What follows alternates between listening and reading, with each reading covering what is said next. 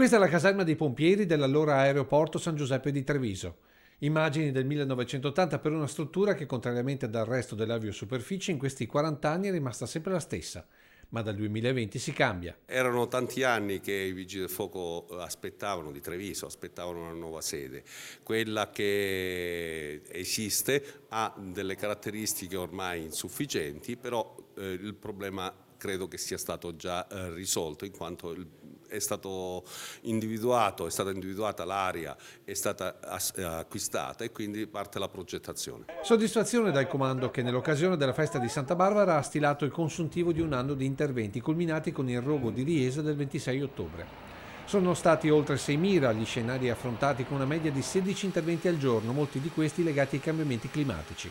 Tra i numeri la velocità di azione intorno ai 15 minuti e il calo del 40% di interventi per roghi in aziende. In quei 15-16 minuti la nostra non presenza viene compensata da un'intensa attività formativa nelle aziende dove provvede il personale stesso delle aziende.